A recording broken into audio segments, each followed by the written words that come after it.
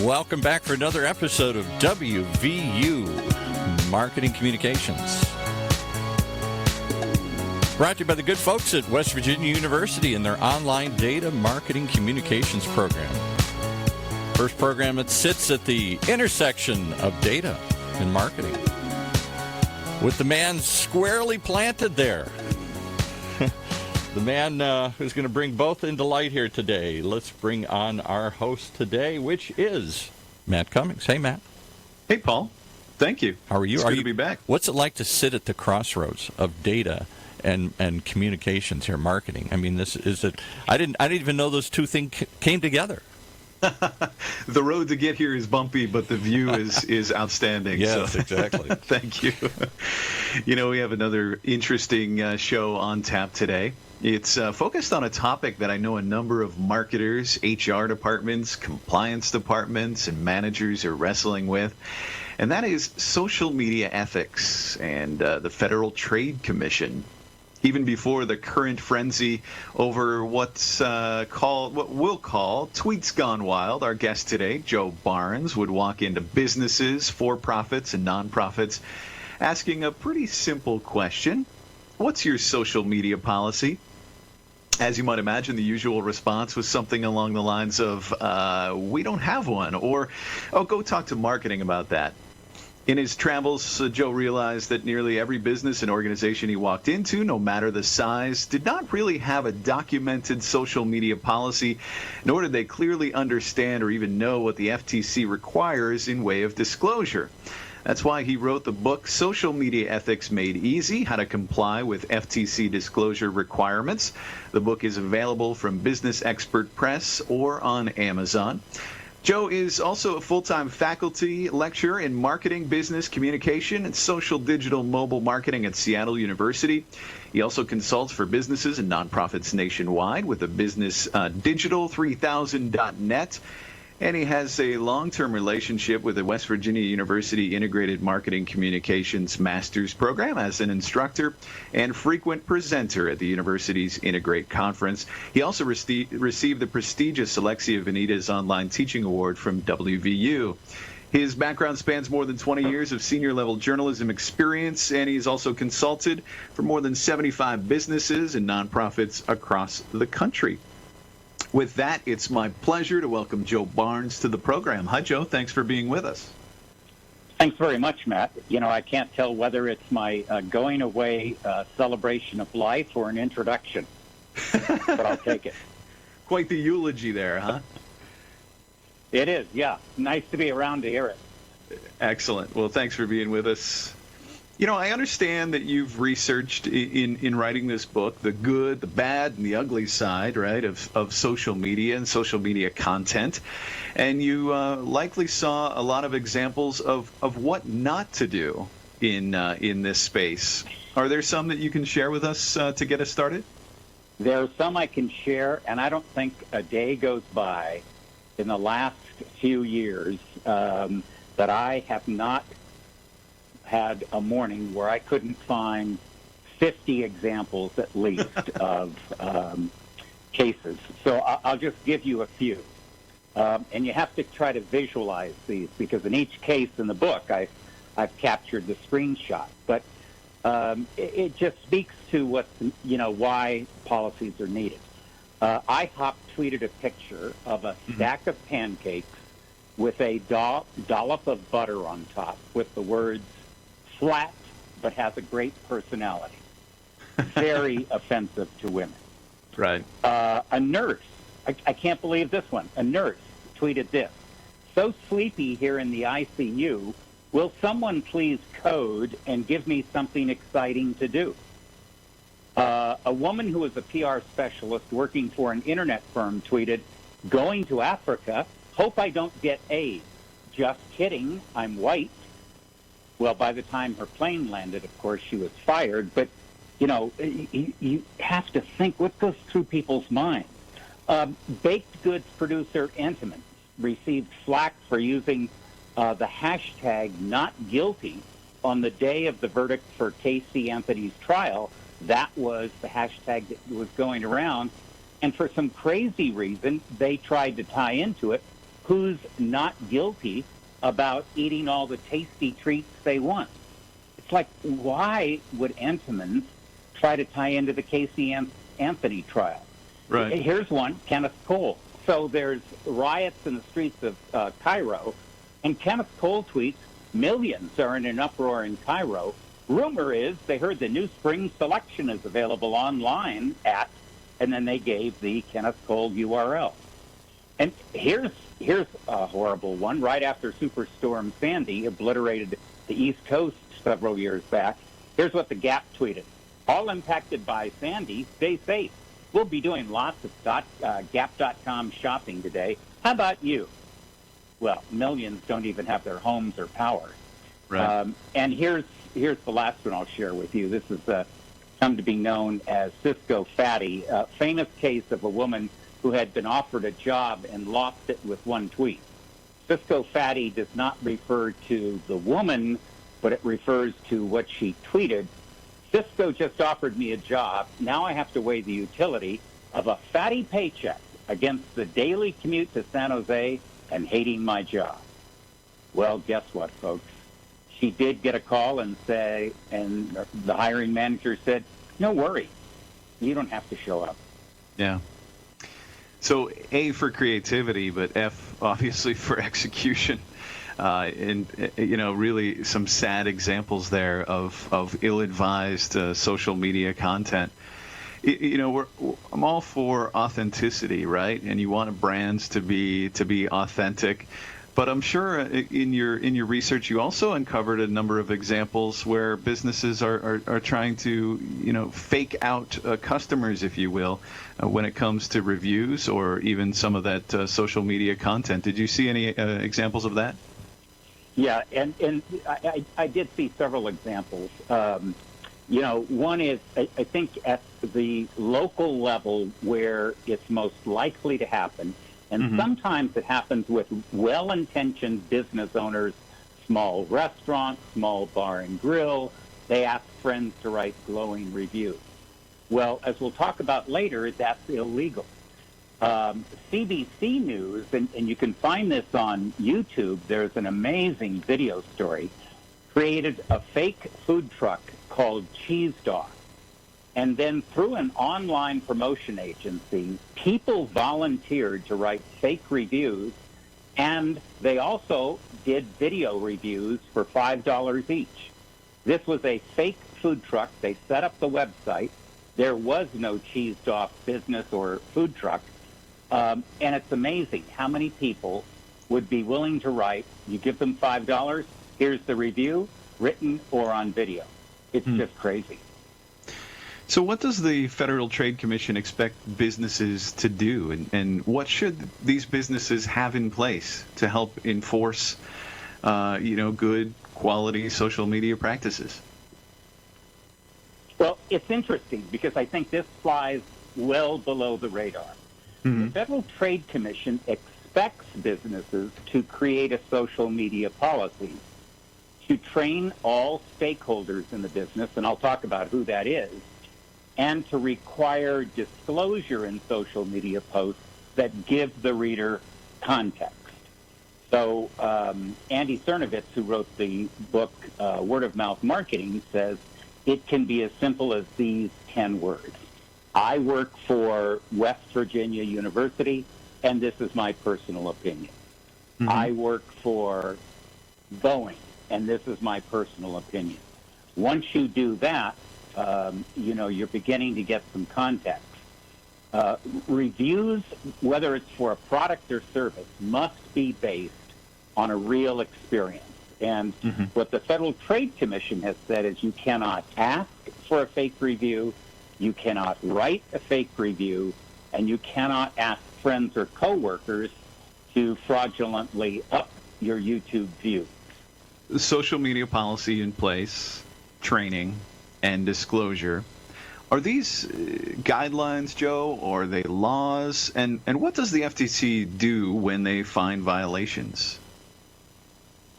Great question, Matt. The FTC lists these as guidelines. Okay. However, the FTC has the authority to fine a business And the agency has done that in the past. We've seen cases where a state attorney general has gone after businesses for fake reviews, for instance, on Yelp. In New York, the state attorney general fined several restaurants $350,000 for fake reviews. And it's estimated that upwards of 15%, maybe a little bit more, of reviews on Yelp are not authentic reviews. So the guidelines themselves don't have the force of law. However, the practices that are inconsistent with those guidelines and violate the FTC could result in fines for a business. Is the FTC going out looking for these? No. But if a state attorney general or the Federal Trade Commission gets notified about this and they launch an investigation and they find fraud, they have the ability to levy fines. Does that make sense? It does. You know, what are some of the common questions, and this will be the last question before we go to break, what are some common questions that you get from businesses and organizations, recognizing, obviously, that the FTC expects them to have a social media policy in place about creating that policy? A lot of questions. And these have been posed to me. These have been posed to the Federal Trade Commission. And I'll try to go through some of these because I think this is where it really gets practical. So one is, can you give or loan people in a marketing campaign free goods or services? So if you have retail and you want to reach tweens, can you give out 2,000 pair of hot jeans that you really want to put into the marketplace because you think these you want to get to influencers? The answer is yes, but they must disclose that, for instance, in their Instagram post. Or the same thing with electronics. I was given a free Sony laptop to try or to keep for 6 months, and here's my review. Now, as a reader of that review, you understand the context. So that's one way. If the endorser has been paid or given something of value to talk about the product, should that connection be disclosed? Absolutely. Again, as a reader, you want to know, is there something of value behind the review? And that's very important.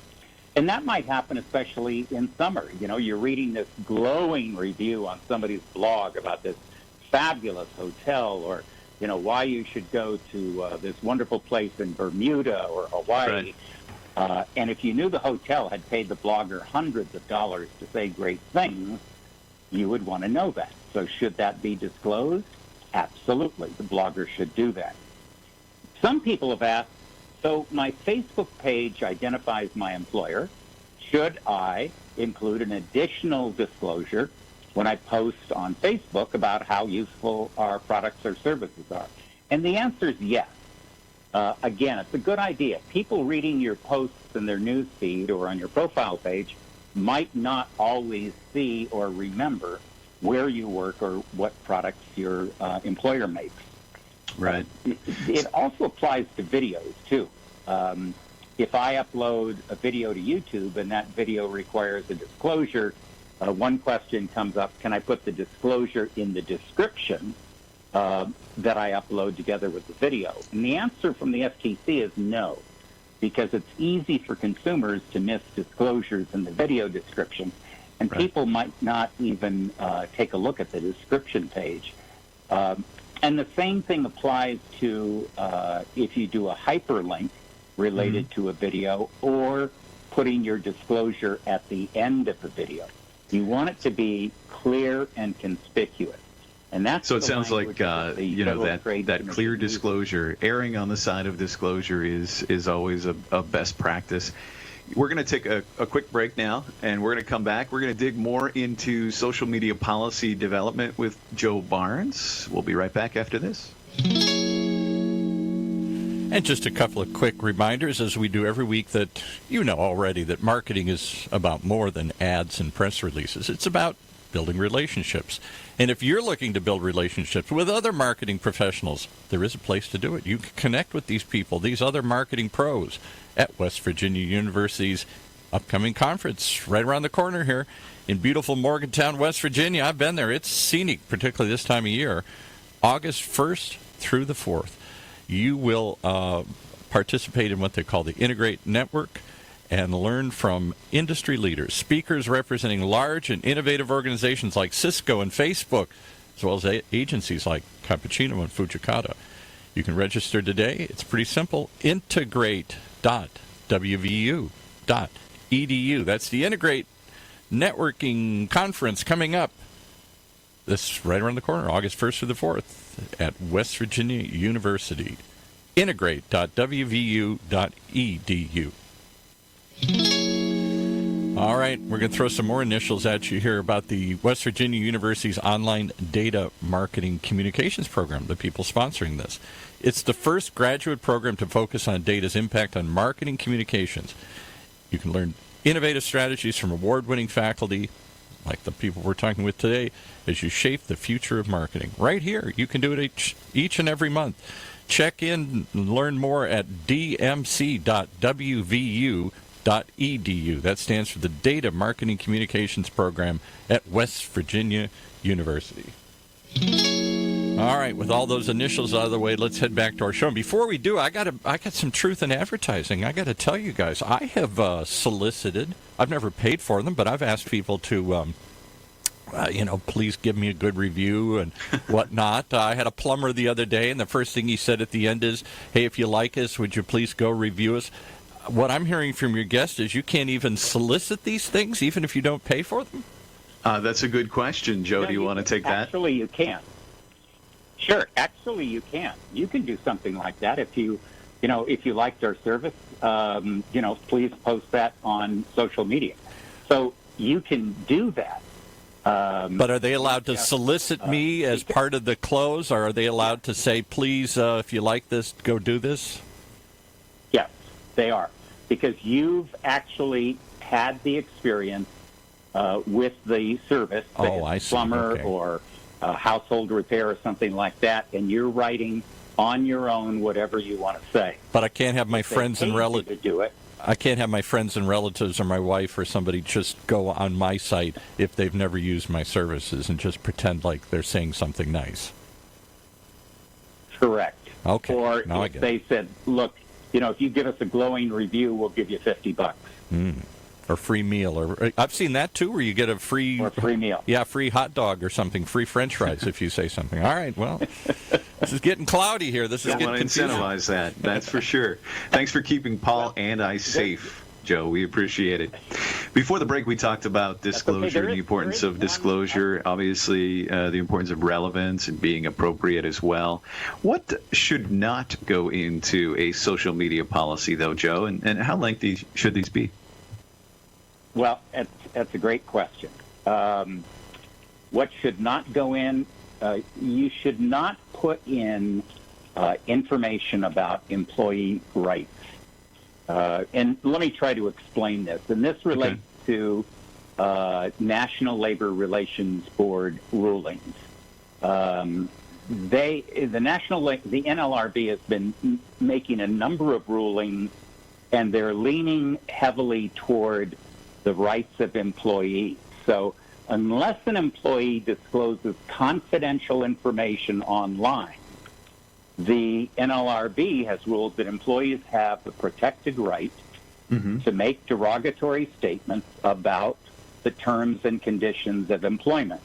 Now, we would hope that they don't do that, but they are allowed to do that, just as they're allowed to walk in the hallway and say, I hate my boss, or I hate the fact that we have to work 80 hours a week. They're also allowed to do that online. So my advice is don't get into this area, because if you do, the NLRB is very likely to rule in favor of the employee. Can you help us out? Can we find some templates to help us create effective social media policies? And where can we find those? if you go to socialmedia.org /disclosure /. This came from Andy Cernovitz again, who headed socialmedia.org, and there are about 10 or 12 templates, and they're very simple to use. One is organizational, one is for board of directors, one is for volunteers. So these are very easy to download, to craft. I would say download all of them and save them, even if you don't need them now. And it would take about maybe, I've done this before, maybe 2 to 3 hours to craft, using these templates, a social media policy for an organization. So I've used these for nonprofits, for for-profits. The templates work very well, and it becomes very simple to create one for an organization. So it doesn't sound like it's a very complicated process, especially using some of the templates. What about some brands that are really leading in this space? Some good examples of social media policies that are out there? There's some real good examples, and if you Google what I'm about to say, you can find their examples online. Intel, social media guidelines, great example online. Oracle, social media policy, very good example. Okay. Cisco, social media policy. Dell, social media policy. Mayo Clinic, social media policy. And there's another one, Coca-Cola, social media policy. All very nice examples, very clear, very easy to take a look at, and not overwhelming. And by the way, you want to stay away from overwhelming. I was sitting at a conference one time with somebody from probably the largest coffee retailer in the United States, and she had a binder of about 300 pages. And I said, "What's that?" And she said, "Well, I'm finishing up our social media policy, and this is going to go to all the baristas." And I said, "With all due respect, you're not going to get a 17-year-old barista to read 300 pages." I said, right. That policy's got to be on one sheet of paper. Or as an infographic or a flow chart, right? Absolutely. Can you give the URL again for the social media templates that you had identified earlier? Just want to make sure that our listeners have an opportunity to write that down. Sure. It's socialmedia.org /disclosures /. Excellent. Appreciate it. Joe, this has been a great conversation. Do you have any final thoughts or suggestions before we wrap things up here today? I think my final thought is do this and bring it up wherever you work or for any nonprofits that you volunteer for. This is important. It's important because it will help us have better businesses that are more authentic, more reasonable, and avoid problems downstream. And the more people that get policies in place and raise their hand and say, well, I'll help create one, even if it's for a volunteer, as a volunteer for a nonprofit that you work with, that will make a difference. And you're helping really shape the way communications and marketing will happen in the future. Some great, good common sense advice and, things that we've heard and applied across, marketing communications and just life in general. Surprising how many brands fail in this area, and some great recommendations on being authentic and reasonable in your communication. I appreciate you being here, and thank you so much for spending time with us today. And thank you for listening to WVU Marketing Communications Today from West Virginia University. I hope you found today's episode as informative as I have. Until next time, take care. You've been listening to WVU Marketing Communications Today, brought to you live from West Virginia University, a bi-weekly program that sits at the intersection of data-driven decision-making and marketing practice, only on the Funnel Radio Network, for at-work listeners like you.